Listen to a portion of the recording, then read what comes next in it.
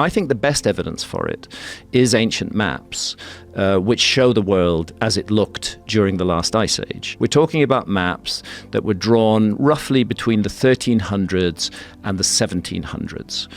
In other words, in relatively recent history.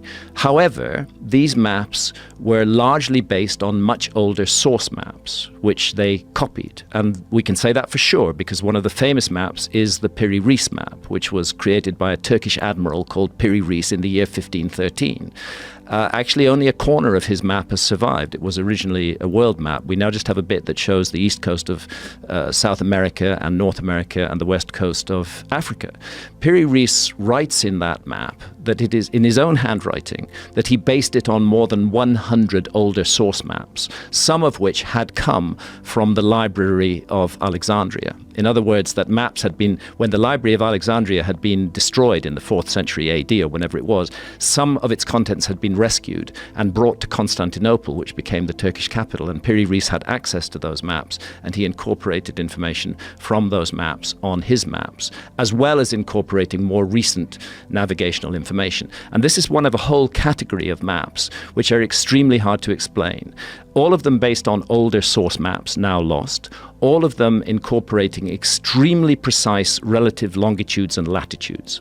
Latitude is not that difficult a technological feat, but longitude is a difficult technological feat. Longitude involves a chronometer. It involves knowing the time at the place you began your voyage and the local noon as well, and calculating the difference between them. You need a chronometer that will keep accurate time at sea with the motions of a ship. And it's just a plain fact that our civilization did not invent such a chronometer until the late 18th century. Before that, we didn't know what longitude we were at, and ships were constantly sailing unexpectedly into coastlines that they thought were hundreds of miles further away. So the discovery of the technique to do longitude was a major civilizational advance. Its presence in maps based on much older source maps that actually show the world as it looks during the last ice age suggests that somebody during the last ice age was mapping the world and had mastered the technique of calculating longitude.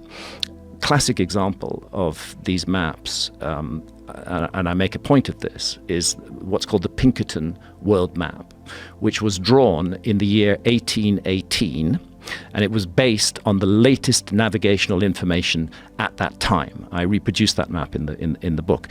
What's missing from the map, entirely missing, is Antarctica. There's just a hole at the bottom of the world. There's nothing there. The reason that Antarctica is not there is that our civilization hadn't discovered Antarctica in 1818. Oh. So they couldn't authentically put it on a map in 1818.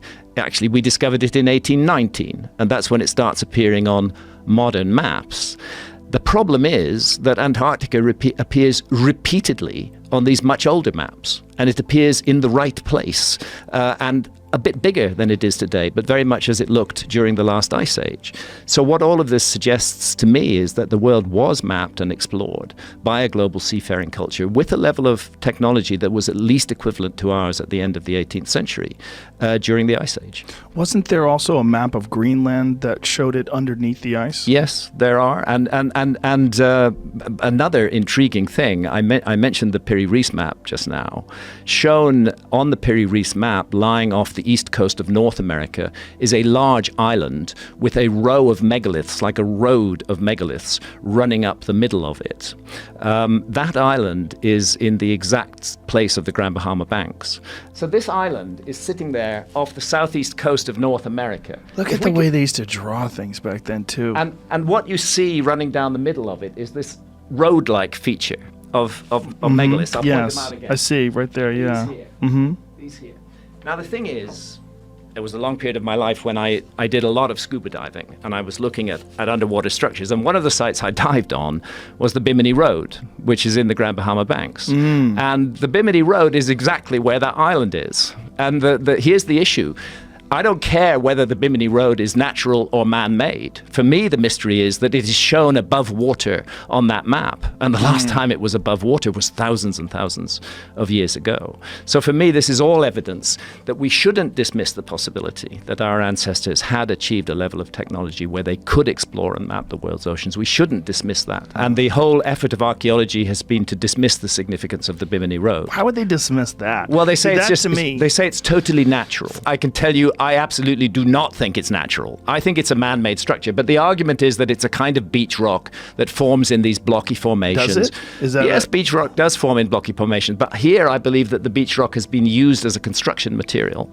But I repeat, the key issue is not whether the Bimini Road is man-made or not. The key issue is that it features on a map above water. And that is a dating project. That tells us that somebody was mapping that bit of the world when it was above water. And Jamie, that go back to that last takes us back a long way into the past. Well, it's interesting because we know that the Egyptians had boats. Yeah. And so, if there were boats 4,500 years ago, why do we think that they didn't try them out in the ocean? That doesn't make any sense, especially if they existed 1,000 years prior, which is also possible. Archaeologists wouldn't argue that the Egyptians had boats, but that is still within the framework of accepted history. It's the notion of a global navigating culture in the Ice Age that archaeologists can't swallow. It's a subject that I've kept on coming up against over a number of years. When archaeologists talk about seafaring humans, what do they date that to? The great seafaring adventure that is accepted by archaeology is called the Polynesian expansion. And it's a remarkable story. And that occurs roughly 3,000 to 3,500 years ago. And those Polynesians were amazing ocean navigators. They could cross distances of thousands of kilometers with pinpoint accuracy. I mean, it's not an accident that the Polynesians found Easter Island. Finding Easter Island is a really challenging project. Easter Island is 2,000 miles from the coast of South America. It's 2,000 miles from the nearest other island, which is Tahiti. It's just a little speck in the middle of the ocean, but the Polynesians found it and settled there and appear to have brought a reproductively viable population there and appear to have made voyages back and forth. But that was 3,000 to 3,500 years ago. That was not 12,800 years ago. And this is where archaeology's adamant position that ocean voyaging was begun by the Polynesians and that there was no major ocean voyages before that, I think needs to be strongly questioned, and it needs to be strongly questioned in the light of this DNA evidence from the Amazon rather than rejecting the evidence. An attempt should be made to consider what that might mean. What I see in the Amazon is traces of a lost science, a scientific mindset. This isn't fantasy. This is the Amazon. And these are the questions Graham Hancock dares to ask. The Amazon basin stretches across 6.7 million square kilometers. It's one of the most biodiverse ecosystems on Earth, but beneath its dense canopy, recent discoveries are shaking the foundation of our historical understanding. In the state of Acre, southwestern Brazil, deforestation revealed something completely unexpected. Shapes, circles, squares, rectangles, and octagons etched into the earth, often spanning hundreds of meters. These aren't modern constructions. They are ancient, possibly thousands of years old, and they're not random. They're precise, the kind of precision you'd expect from engineers, not hunter-gatherers. These are known as geoglyphs, massive geometrical earthworks, but they're not isolated. Researchers have found over 450 of them in this region alone, and that's just what we've uncovered so far. Most of the Amazon remains unscanned, unexplored, and untouched. These things really, on the old view of the Amazon, shouldn't exist. They involve enormous expenditure of effort. Creating these earthworks is a huge job. How were these massive shapes created in such a challenging environment? Who coordinated the labor? Who designed the layout? Mainstream archaeology still clings to an outdated belief that the Amazon was too harsh for large civilizations, that it was only ever home to scattered, simple tribes. But what if that's completely wrong? I think the story's going to go back further and further into the past. Graham Hancock, author of Fingerprints of the Gods, believes we're looking at evidence of a lost civilization, a culture with a scientific mindset, an understanding of geometry, and a spiritual connection to nature. Take the site of Fazenda Sipo, for instance. An octagon with rounded corners, and near it a massive oval surrounding a square. This isn't accidental. This is intentional design, almost architectural in nature. Then there's Jako Sa, where a perfect square surrounds a circle, resembling the ancient concept of squaring the circle, a philosophical and mathematical pursuit seen in ancient Greece and even in the construction of sacred spaces in Egypt and India. But these shapes aren't just geometrical, they may be astronomical. Two of the largest sites, Fazenda Paraná and Severino Calazans, are aligned to true astronomical north, not magnetic north. That requires a deep understanding of the stars. The site at Severino Calazans, for example, has a footprint nearly identical to that of the Great Pyramid of Giza, not in material, but in scale. I'm drawing attention here to Severino Calazans, this large square on the left there, which has coincidentally the same footprint as the Great Pyramid of Giza. It just shows you the size of that enormous earthwork. And like the pyramid, it may have served a purpose beyond the physical, perhaps spiritual, ceremonial, or cosmological. But if these aren't temples or homes, what were they? According to indigenous oral traditions, these geoglyphs were used for shamanic ceremonies. They say that they were for shamanic journeying, that the population would gather within them, that there would be certain areas that might be reserved for the shamans. For example, the square on the left, those two cut-out areas, top left and right of that square, it suggested that shamans were in there and the rest of the population were in the other area, and they were undertaking visionary journeys, perhaps using ayahuasca. Of course, the Amazonian peoples are experts in the properties of indigenous plants. Large gatherings where people consumed ayahuasca, a powerful psychedelic brew, to enter altered states of consciousness. Elders from the Ashaninka and other tribes speak of these places with reverence. They say the people would gather in these giant enclosures. The shamans would occupy special sections, perhaps the cutouts or central zones, and guide the community through visions. The geometric shapes seen during ayahuasca ceremonies, spirals, fractals, repeating symmetrical patterns, closely resemble the layout of these ancient earthworks. Coincidence or intentional design? In altered states, the mind perceives beyond the material. Geometry becomes alive. Patterns become gateways.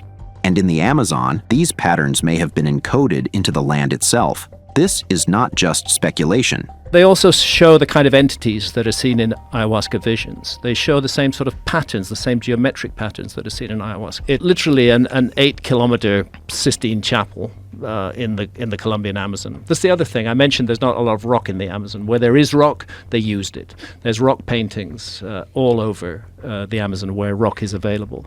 In the Colombian Amazon, in a remote area called Serranía de la Lindosa, researchers uncovered something even more shocking.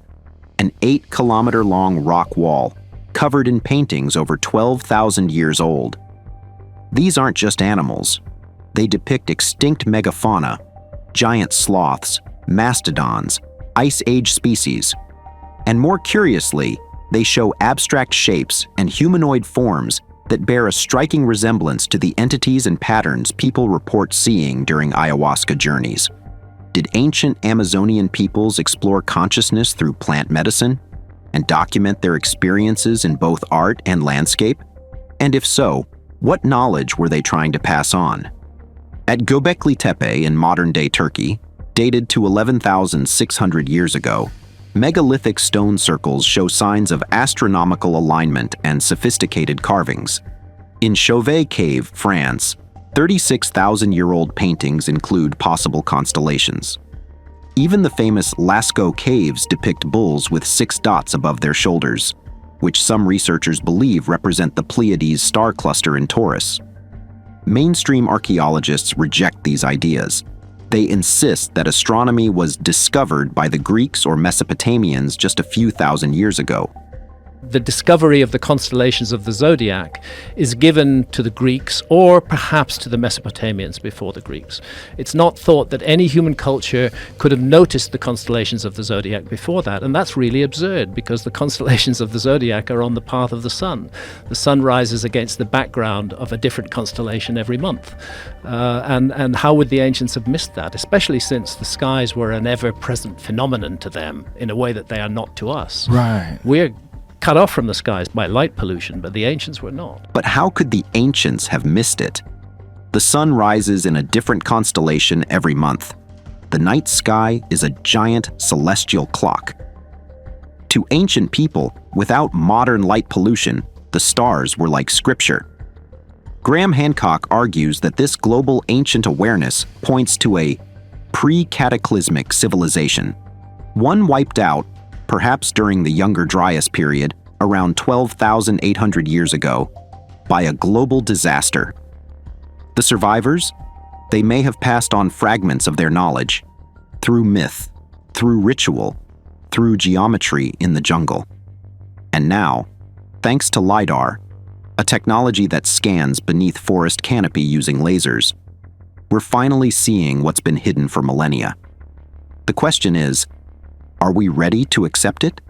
I am not talking about a civilization that had iPhones and flew to the moon, or built rocket ships or Teslas, for example, a high-tech machine civilization. But I am talking about a civilization that had gone much further than others during the Stone Age. And where it had gone, where I derive this from, is the evidence of a knowledge of longitude on ancient maps. Now, longitude are the vertical lines down the map, and latitude is the horizontal. Longitude is a problem that our civilization was unable to solve until the mid-18th century.